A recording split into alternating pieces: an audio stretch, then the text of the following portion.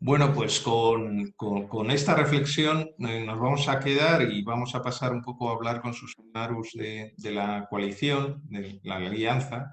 Pero te voy a pedir, Ramón, que nos acompañes hasta el final y después volvamos a destacar unas ideas principales al final. Con mucho gusto. Pues mira, muchísimas gracias. Susana, pues explícanos o explica a todas las personas que estamos un poco qué es la alianza, quién la conforma, cuáles son los mensajes principales, el recorrido. Ujú, ujú. Muchas gracias a Carlos y muchas gracias a Ramón igualmente. Estoy encantada de poder presentar el trabajo de Frank Bold y del proyecto que coordinamos. Pero bueno, antes de todo me gustaría presentar muy brevemente a mi organización para aquellos que no nos conocen. Frank Bold es una organización que agrupa dos entidades que velan por el interés público. Por un lado está el Gabinete de Abogados y por el otro la ONG, que tiene varias secciones focalizadas en temas como el cambio climático y energía sostenible, anticorrupción y responsabilidad corporativa. Yo trabajo como responsable de comunicación y asuntos europeos en nuestra oficina de Bruselas y también soy la coordinadora de la alianza, cuya investigación presentaremos hoy en detalle.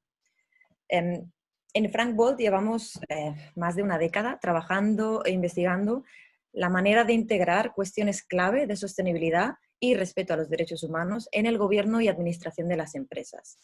Trabajamos con expertos, empresas, inversores, políticos y ONGs para identificar la manera más efectiva de integrar estos temas en el ADN de las empresas, así como en las leyes y normas europeas. Todos estos actores que he mencionado antes están de acuerdo en que la divulgación de información no financiera, o como preferimos llamarlo nosotros, de reportes sobre temas de sostenibilidad, tiene un rol central e importantísimo. Y lo hemos ejemplificado en el gráfico que ven ahora en sus pantallas. Y es que la información que las empresas divulgan sobre riesgos e impactos que tienen sobre cuestiones ambientales, sociales y de gobernanza es indispensable para que inversores y actores financieros puedan tomar decisiones informadas y adaptar así su relación con las empresas. Y este aspecto es clave, ya que la Unión Europea, como ha dicho Carlos, ha iniciado una ambiciosa agenda sobre finanzas sostenibles, que trata precisamente de redirigir capital privado y público para apoyar actividades sostenibles. Por otro lado, esta información también es sumamente importante en la rendición de cuentas de las empresas a la sociedad, sus trabajadores, ONGs, así como también gobiernos y autoridades de control y supervisión de mercado. Y finalmente, aunque no menos importante, podéis ver en la parte superior del diagrama cómo el reporte de las empresas es también una herramienta crítica para que las empresas desarrollen, implementen y finalmente comuniquen sus estrategias de sostenibilidad.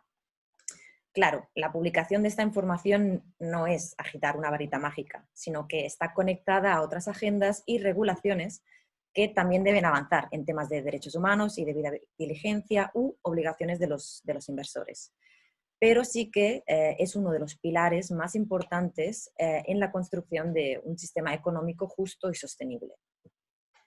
En este sentido, la Directiva Europea de Información No Financiera, aunque en su momento, como bien ha dicho Jáuregui, fue un avance crucial y la primera vez también que temas medioambientales y sociales se integraban en el marco jurídico de contabilidad, se vio muy limitada por unos requisitos demasiado generales. Entonces, a esta ambigüedad se le añade también una gran variedad de guías y marcos de presentación de informe, como el Global Reporting Initiative o el Pacto Mundial de las Naciones Unidas, que aunque han allanado y liderado también el camino en lo que respecta a los informes y memorias de sostenibilidad, también han creado una gran confusión y disparidad respecto a la información concreta que las empresas divulgan sobre riesgos e impactos.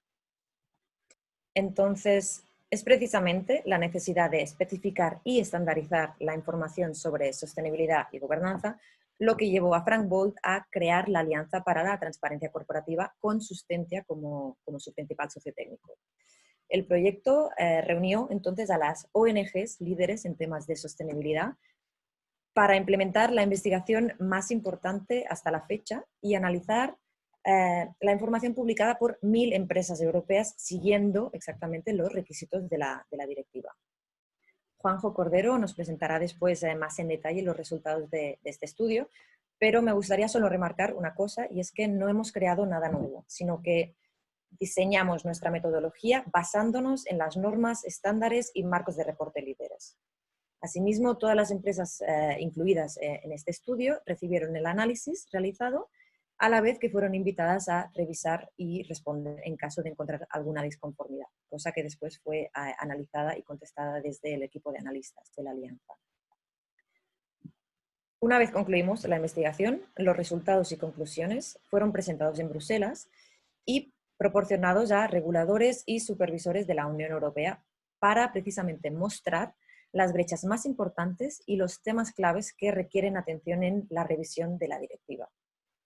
El análisis demuestra que en la práctica el reporte de sostenibilidad se centra en compromisos o en información general sobre políticas y muy poco en objetivos concretos, resultados de las políticas o información específica sobre riesgos e impactos.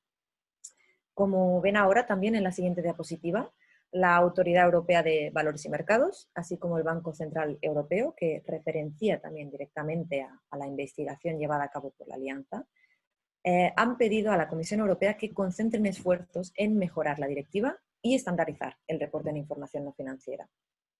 También la reforma de la directiva, como ha mencionado Carlos, se ha incluido como una pieza crucial en el Pacto Verde Europeo y el Plan de Recuperación Económica de la Comisión Europea.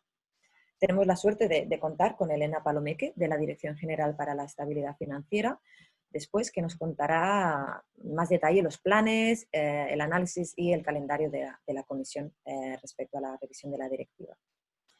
Desde Frank Bold y también desde la Alianza para la Transparencia Corporativa, apoyamos los planes de la Comisión sobre la posible creación de estándares europeos. Y en este sentido, celebramos el anuncio de la semana pasada justo del vicepresidente y comisario europeo, Valdis Dombrovskis, de crear un grupo de trabajo que dará consejo y recomendaciones específicas sobre la estructura y el contenido de estos futuros estándares.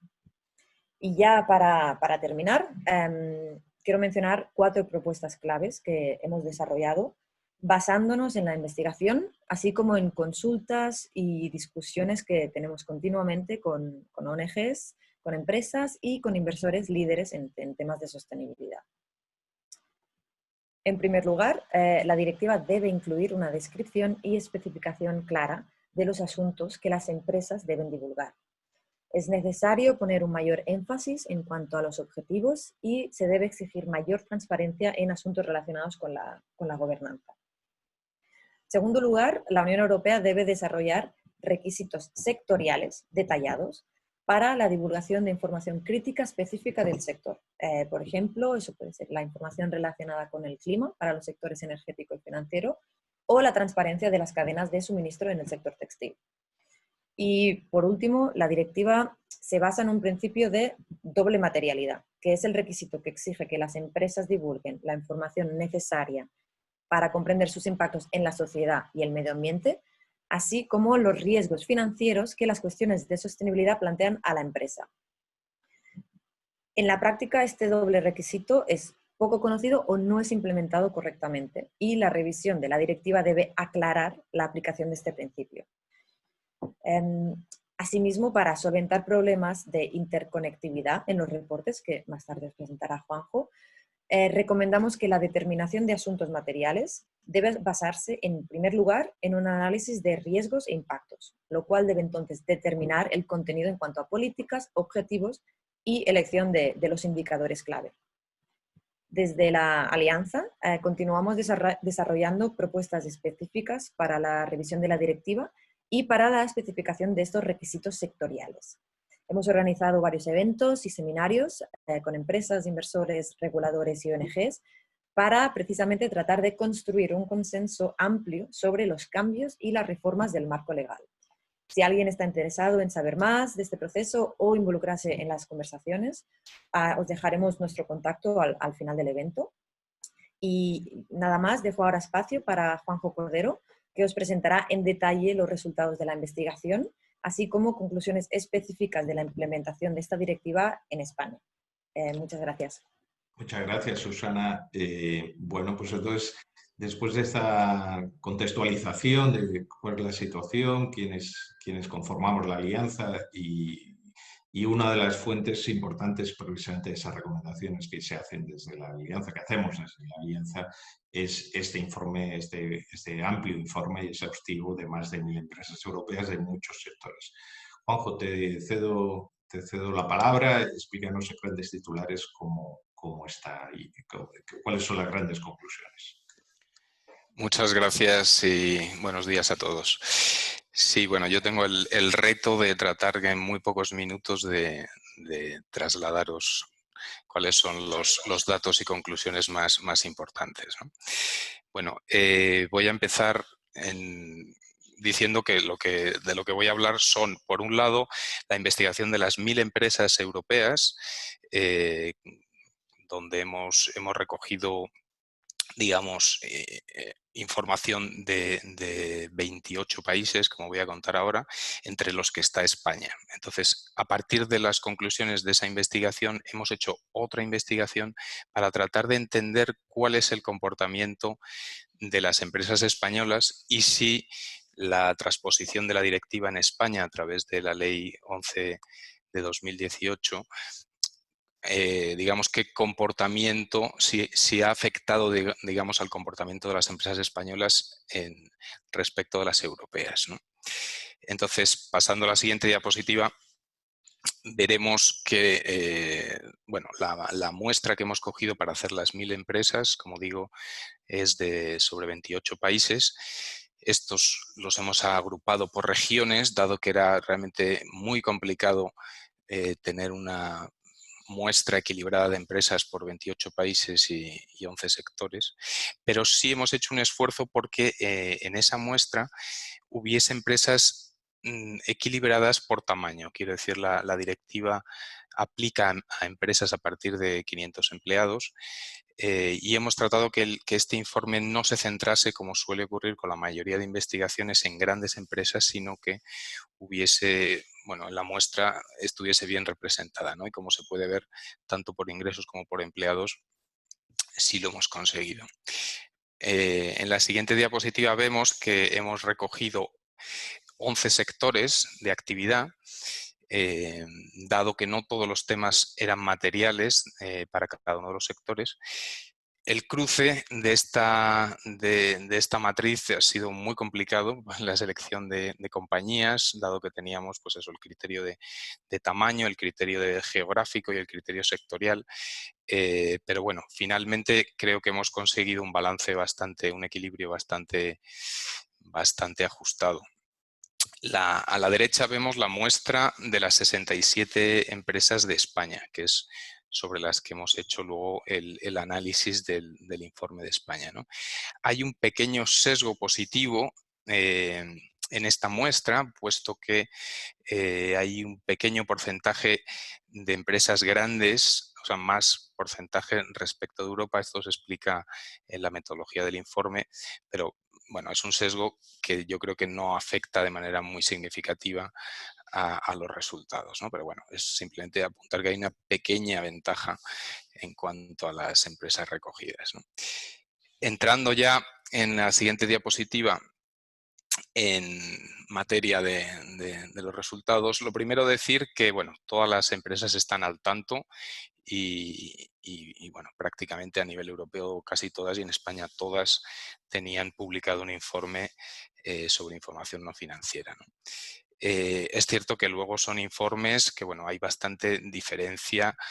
Hay algunos informes más estructurados que tienen su tabla resumen con los indicadores y que facilita, digamos, el análisis, y una mayoría en los cuales, bueno, la información está más dispersa, sobre todo de indicadores, ¿no? La trazabilidad documental también, bueno, pues es irregular. Para el trabajo de análisis no siempre ha sido sencillo ubicar los documentos y la información, ¿no? En la siguiente diapositiva nos hemos hecho la pregunta de hasta qué punto este tema de la sostenibilidad es un tema estratégico en las compañías. Y hemos obtenido, bueno, hay respuestas contradictorias. Por un lado, atendiendo a si en la misión o el propósito de la empresa se recoge referencias a la sostenibilidad, vemos que sí, que hay un porcentaje bastante significativo donde sí se hace mención. También aspectos formales sobre cómo se está integrando la sostenibilidad en las operaciones y mandato del Consejo de Administración, o mecanismos de gobierno corporativo para apoyar la sostenibilidad. Bueno, hay porcentajes por encima del 50%, en fin, sí se ve, o podríamos pensar que es un tema que está, no masivamente, pero bueno, sí muy significativamente. Sin embargo, cuando vemos indicadores más operativos, como por ejemplo empresas que informan sobre la remuneración de directivos, si esta remuneración incluye criterios de sostenibilidad, pues vemos que ya los porcentajes caen mucho, ¿no? Y lo mismo sobre si se informa qué cuestiones ha tomado o qué decisiones ha tomado el Consejo de Administración en estos temas. La información ya ahí pasa a ser muy escasa, con lo cual no queda claro hasta qué punto luego esa formalidad se vuelve operativa, o al menos no hay mucha información al respecto.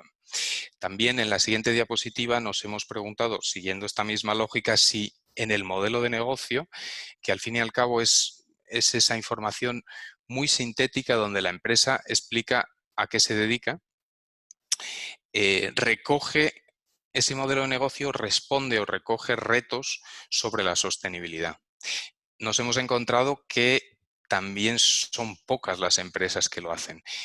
El cambio climático hoy en día parece innegable que es un reto que afecta, bueno, yo diría que a todas, pero desde luego a algunos sectores especialmente, al energético y de empresas extractivas sobre todo. Y sin embargo, solo cerca de la mitad, algo menos, abordan en su modelo de negocio cómo su modelo de negocio responde a estos retos, ¿no? También son pocas, apenas un 11%, las empresas que en este modelo de negocio recogen oportunidades vinculadas con retos de sostenibilidad. Con lo cual, bueno, una vez más, todavía falta esa integración, digamos, de la sostenibilidad en la parte más central que recoge el modelo de negocio. Pasando a la siguiente diapositiva, bueno, nuestro análisis, como ya ha adelantado antes Susana, recoge un problema de interconectividad entre la información. Yo aquí lo que quería era mostrar primero esta diapositiva donde hemos agregado estos porcentajes que se ven aquí. Son cifras bastante gruesas porque es una media de todos los aspectos analizados, ¿vale? La lógica que hay detrás de la directiva, y que viene también de los principios rectores de empresas y derechos humanos, es una lógica de gestión de riesgos realmente. O sea, se requiere de las empresas que informen cómo están gestionando los riesgos relativos a sostenibilidad.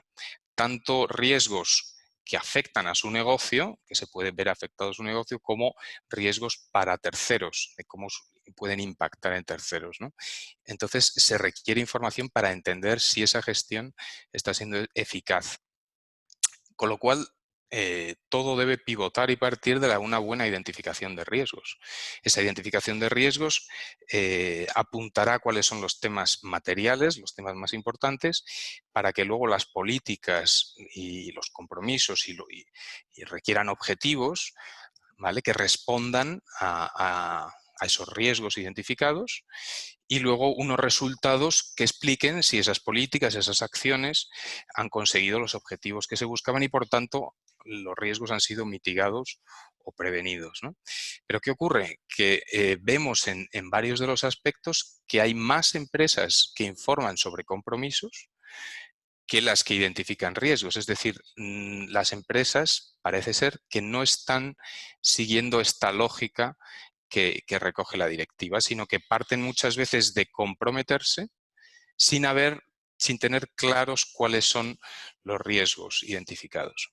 Además, hay otro aspecto, que es que hay dado que las normativas hasta ahora son bastante generales, hay un cumplimiento formal donde hay hay muchas veces volúmenes de empresas significativos que están cerca del 50% de las que identifican riesgos o políticas o publican resultados. Sin embargo, cuando atendemos a información que realmente resulta útil para este objetivo de entender cómo se gestionan estos riesgos, que haya riesgos específicos y la descripción de políticas incluya los temas claves y objetivos y metas y luego los resultados apunten al cumplimiento de estas metas, vemos que los porcentajes caen dramáticamente, ¿no?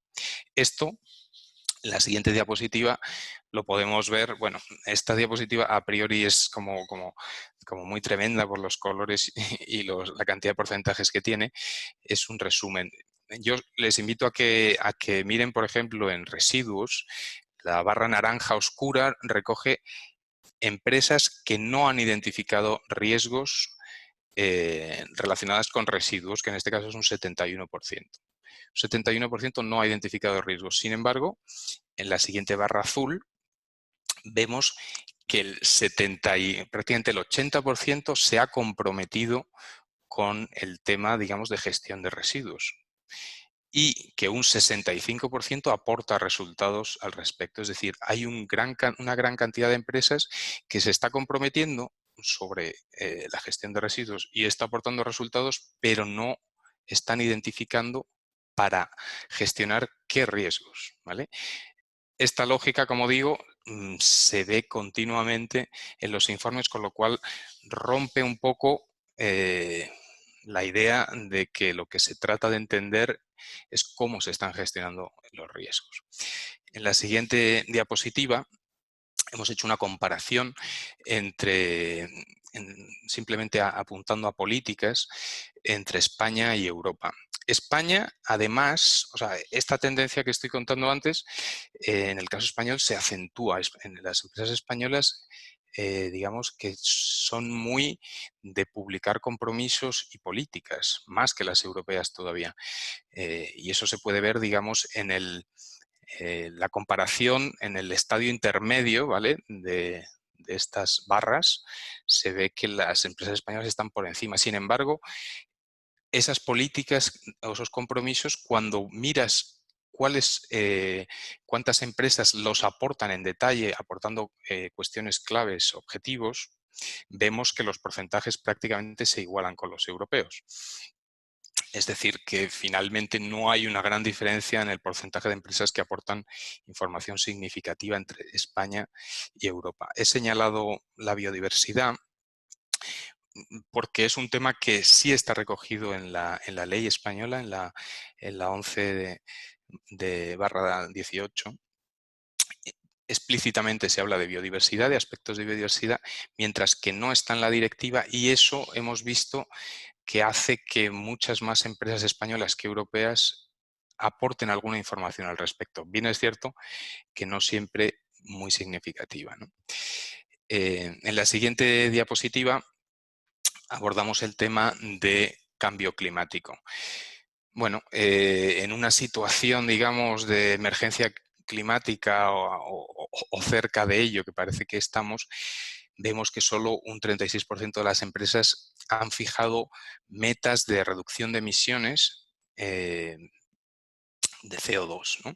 Lo cual, bueno, y además este mismo porcentaje se da en el sector de energía, que sería el sector, digamos, más apuntado por este problema.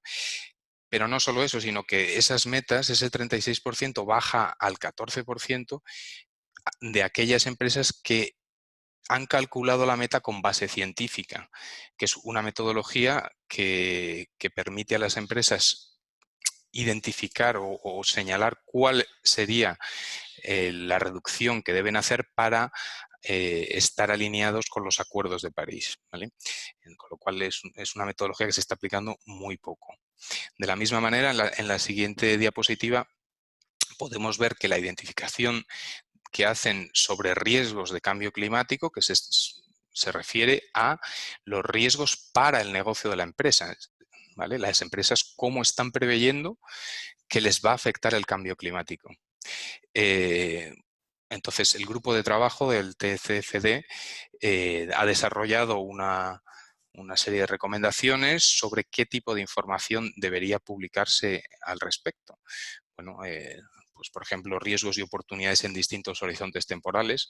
Vemos que es muy pocas los porcentajes de empresas que lo aportan, o distintos escenarios que pueden ocurrir sobre el cambio climático.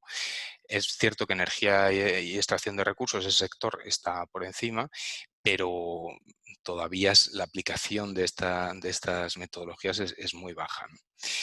En la siguiente diapositiva vemos, referido a otros aspectos medioambientales, bueno, aquí lo que hemos tratado de reflejar es esta desconexión de la que venimos hablando, ¿no?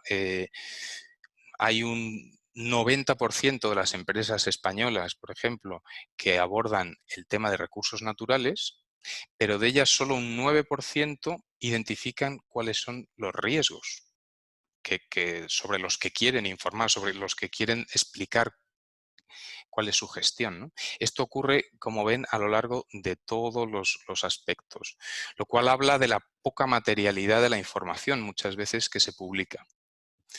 Y un tema significativo es sobre el consumo de agua. Consumo de agua, datos de consumo de agua. En España, pues un 78% de las empresas aporta este dato. Bueno, que es un dato que puede tener interés, pero no hay ninguna empresa que aporte este dato referido consumo de agua en zonas donde realmente hay reservas escasas o límites, ¿no?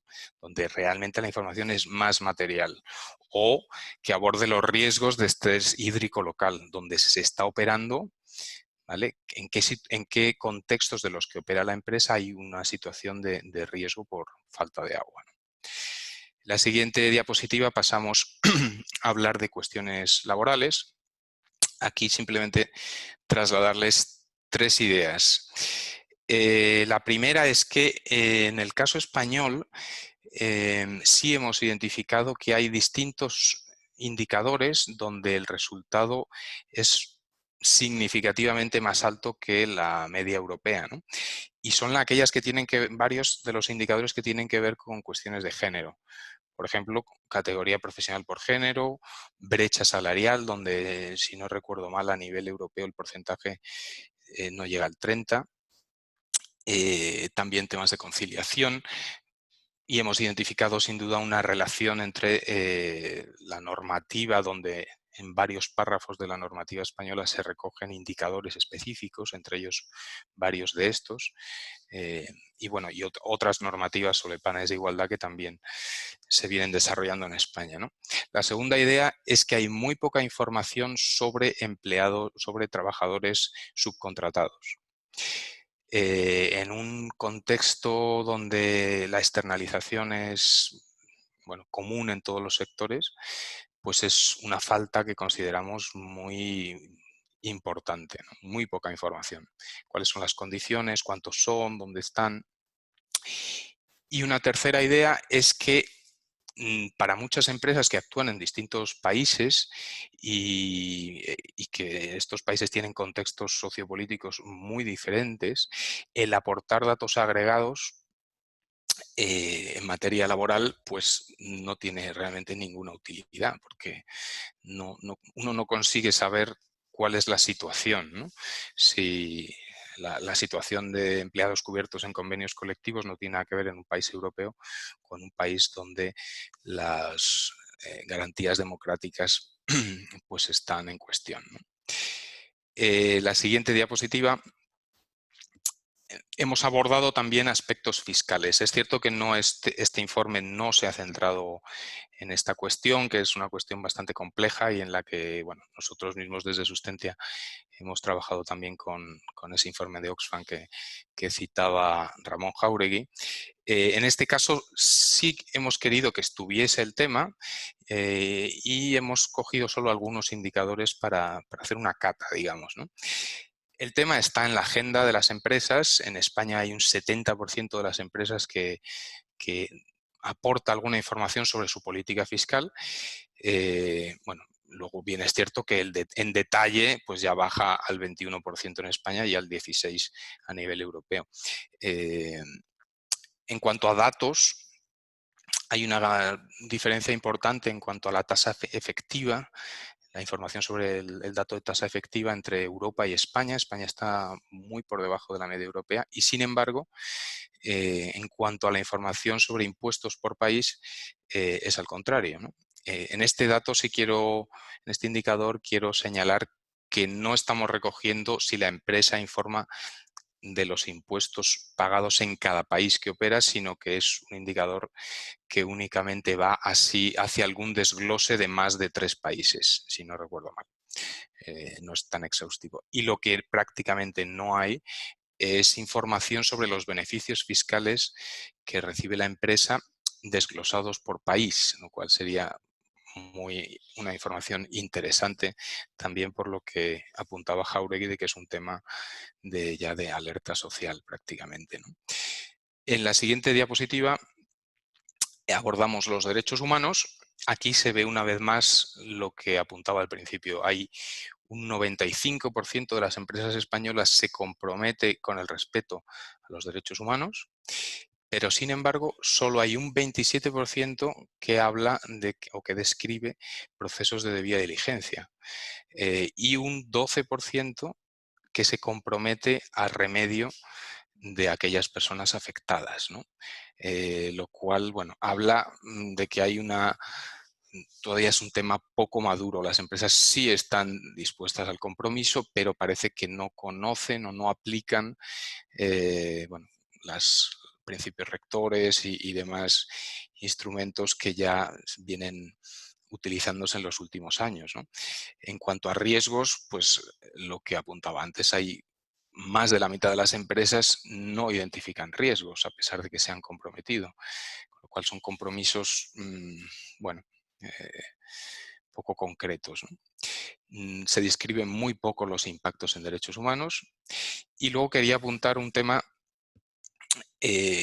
bueno, llamativo en cuanto a la situación que tienen las personas defensoras de los derechos humanos, que como ustedes saben en los últimos años están sufriendo, bueno, una situación de agresiones y violencia en muchos países del mundo vinculados con actividades empresariales. Entonces, sí queríamos ver hasta qué punto las empresas son conscientes o tienen alguna mención al tema, ¿no?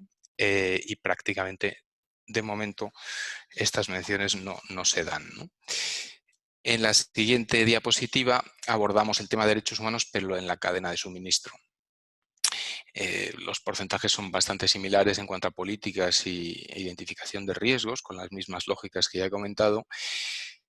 Y aquí apuntar la poca información que hay sobre acciones que toman las empresas en temas que pueden mejorar la situación de los trabajadores de sus proveedores, ¿no? En la cadena de suministro, tanto sobre exceso de horas de trabajo, salario digno, situación de trabajadores migrantes, trabajo infantil, etcétera. Muy poca información sobre qué están haciendo las empresas al respecto. Y también muy poca información sobre transparencia en la cadena de suministro, cuáles son los proveedores de alto riesgo, etcétera, ¿no? En la siguiente diapositiva, el tema de anticorrupción, una vez más, perdonen que me repita, pero es la misma lógica. Hay muchas empresas en España, el 97% tiene un compromiso, una política contra la corrupción. Sin embargo, hay un 40% de empresas que no identifican riesgos al respecto. Y que luego los resultados, digamos, la publicación de resultados que apuntan a metas de esas políticas, pues hay apenas un 8% en España que lo publican, ¿no? Respecto al canal de denuncias, en España es prácticamente todas las empresas informan de que tienen un canal de denuncias, en Europa es un poco menos, son menos luego las que aportan resultados, pero todavía son porcentajes muy importantes del 73%. Sí nos llama la atención la información sobre garantías de esos canales. La confidencialidad sí está muy generalizado, sin embargo en anonimato y especialmente garantía de no represalias sobre los denunciantes, los porcentajes caen bastante, que son aspectos muy importantes para la eficacia de este mecanismo, ¿no? En la siguiente diapositiva abordamos la metodología que hemos aplicado, como decía al principio, está muy centrada en la directiva y por tanto tiene este enfoque de gestión de riesgos. Pero también hemos querido incorporar un análisis sobre información con un enfoque de contribución a impactos positivos de la empresa, que es un cambio, digamos, del enfoque, que tiene más que ver con los ODS, ¿no? Entonces hemos querido ver a través de la información que publican las empresas sobre productos y servicios que venden, que comercializan, si informan que estos tienen incorporados una lógica de impacto positivo, bien sea en cambio climático, medio ambiente o temas sociales. Bueno, en temas de cambio climático vemos que hay un porcentaje del 33 a nivel europeo, 37 en España, que aportan algo de información, pero cuando vamos a temas más de detalle, vemos una vez más que son muy pocas las empresas. Lo que hay detrás, y como decía antes Susana, la estrategia europea busca que haya una redirección de flujos de inversión hacia actividades sostenibles. Con lo cual, este tipo de información sí es importante para los inversores, para saber qué empresas están comercializando productos y servicios con impacto positivo. Pero claro, luego cuando uno trata de ver qué porcentaje de esos productos sostenibles sobre el total de las ventas, pues ya los porcentajes son mínimos, o qué resultados económicos tienen esos productos con impactos positivos, ¿no? Entonces aquí hay una falta también de información que creemos que en los próximos años debería también aumentarse significativamente, ¿no? Y ya para terminar, la siguiente diapositiva, las conclusiones. Bueno, al analizar tal cantidad de empresas de tantos sectores y tantos países, pues hemos encontrado mucha disparidad. Hay empresas que acaban de comenzar con el tema del reporte y otras que llevan un largo recorrido, y esto evidentemente se nota. Pero aún así, hay que decir que mayoritariamente hay una serie de problemas que atraviesan a todas, unas más que otras, ¿no? La identificación de riesgos es la información que hay sobre riesgos a día de hoy es un poco útil, por decirlo de alguna manera, muy irregular. Esto, y por la desconexión de la que vengo hablando toda la presentación, hay mucha información poco material, demasiada información que oculta, digamos, la información útil debajo de otra que no tiene interés, porque no, o quizá porque no está contada con esta lógica, ¿no? Para los analistas y cualquier lector de estos informes sería muy importante mejorar la trazabilidad en cuanto a que uno sea capaz de leer sobre qué riesgos está abordando la empresa en un tema y a continuación entender qué políticas, qué objetivos tiene y qué acciones para mitigar o prevenir esos riesgos, y a continuación ver los resultados referidos a esas políticas. Y esa lógica a día de hoy está rota en casi todos los informes, me atrevería a decir. Incluso parece no escrito por las mismas personas o departamentos. Es decir, la cuestión de riesgo, sobre todo, muchas veces está en otra parte del informe y con una forma de escribirlo que no es la misma que la parte de sostenibilidad. 3 temas sobre información que vemos que falta, digamos que hace falta más información. Una es información desagregada por país. Ya he comentado que hay indicadores que, si no están desagregados por país, la utilidad es mínima. Falta información sobre subcontratados y proveedores. Hoy en día el mayor porcentaje y gravedad de los riesgos de impactos en derechos humanos se dan en la cadena de suministro y en la subcontratación, y sin embargo la información que hay en las empresas es muy poca. Y otro tema es la necesidad de aplicar más los criterios que se están dando desde el grupo de trabajo en la identificación de riesgos por cambio climático, así como en la fijación de objetivos con base científica, que es todavía está lejos de ser mayoritaria. Y por último, bueno, como conclusión del ejercicio del caso que hemos hecho en España, sí decir que cuando las normativas son más específicas y recogen cuestiones más específicas, eso se demuestra que luego las empresas, hay un mayor porcentaje de empresas que sí informan sobre estos temas, con lo cual la necesidad de ser específicos en los requisitos, ¿no? Y nada más. Con esto concluyo la exposición. Muchas gracias. Salud para todos y únicamente también agradecer a todo el equipo de análisis, que han sido 30 personas entre España, Polonia, Eslovaquia y República Checa el trabajo realizado. Muchas gracias. Gracias, Juanjo.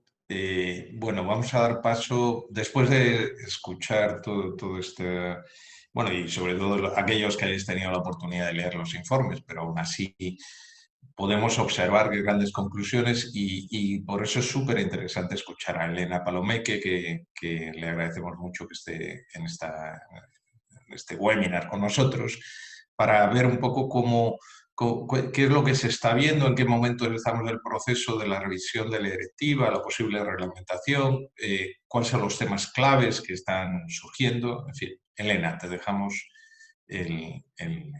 la palabra y ilumínanos un poco de cómo estamos, hacia dónde vamos.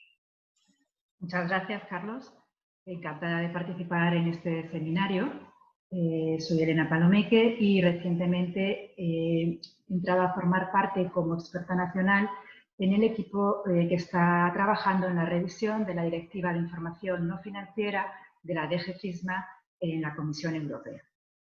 En esta intervención me gustaría hablar de 3 puntos principales. En primer lugar, por qué es necesario revisar la directiva.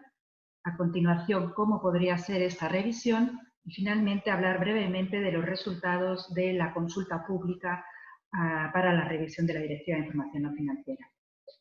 Bueno, respecto a la primera pregunta, ¿por qué es necesario revisar la Directiva de Información No Financiera? Pues la respuesta corta sería porque la información que se divulga actualmente no cumple con las necesidades de los usuarios, entendiendo por usuarios tanto a la comunidad financiera como a la sociedad civil, organizaciones como ONGs.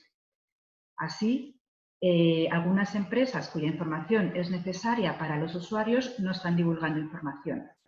Además, las empresas omiten información relevante para los usuarios. Esto lo ha explicado muy bien Juanjo Cordero en su anterior intervención, pero es que además la información que se divulga no es comparable entre empresas y hay dudas sobre su fiabilidad, especialmente si la comparamos con la información financiera que se está divulgando.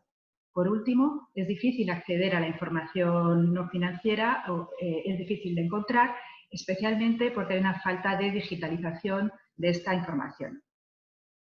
Estas deficiencias hacen que los inversores no tengan la información necesaria para calibrar los riesgos derivados de la sostenibilidad en sus decisiones y además las empresas no puedan ser social y medioambientalmente responsables por la actividad que desempeñan.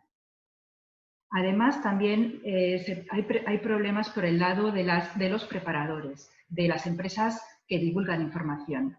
Y es que aunque a menudo se dice que a las empresas les gusta la flexibilidad, también es cierto que muchas de ellas encuentran dificultades para saber qué información precisa deben divulgar para cumplir con los requisitos legales y cumplir con las expectativas de los usuarios.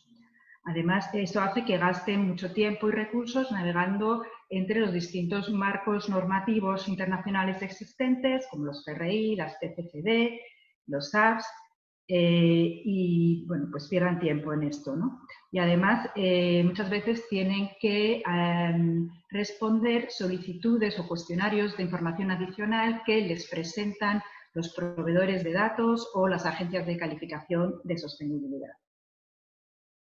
Estas deficiencias en el régimen actual de divulgación de información no financiera se hacen más evidentes con la nueva legislación sobre finanzas sostenibles de la Unión Europea. Aquí tenemos que mencionar el Reglamento de Divulgación de Información sobre Sostenibilidad del Sector Financiero, según el cual pues, los participantes en el mercado financiero deben tener mejor y más información de las empresas en las que están invirtiendo para poder cumplir con sus propios requisitos de divulgación. Además, hay que mencionar el Reglamento de Taxonomía, que obliga a las empresas que recaen bajo el ámbito de aplicación de la Directiva No Financiera a divulgar en qué medida sus actividades son sostenibles de acuerdo a las definiciones del Reglamento de Taxonomía. Bien, en la segunda parte, en la siguiente diapositiva, me gustaría mencionar qué posibles cambios se pueden hacer en la Directiva de Información para solucionar estas deficiencias mencionadas. En primer lugar, subrayar que en estos momentos la Comisión no ha tomado ninguna decisión sobre el contenido de la revisión de la directiva. En estos momentos se está trabajando en el análisis de impacto y en el análisis de los resultados de la consulta pública, cuyo plazo de respuesta terminó el pasado 11 de junio, un mes más tarde de lo previsto debido a la situación creada por el COVID-19. Respecto al calendario previsto, la Comisión presentará una propuesta para la reforma de la Directiva de Información No Financiera en enero del año 2021. A continuación comenzarán las negociaciones entre Parlamento Europeo y Consejo y se espera que estos lleguen a un acuerdo a finales del año 2021, en diciembre.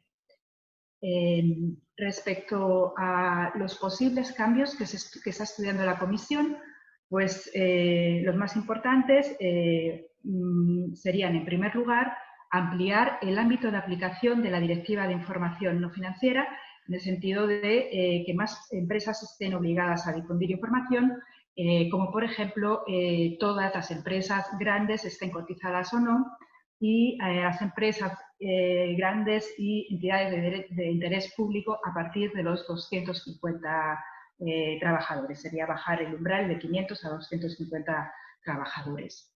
También se quiere mejorar el requisito de aseguramiento para mejorar la fiabilidad de la información, aunque en este sentido estamos viendo qué costes administrativos acarrearía este aumento del requisito de aseguramiento.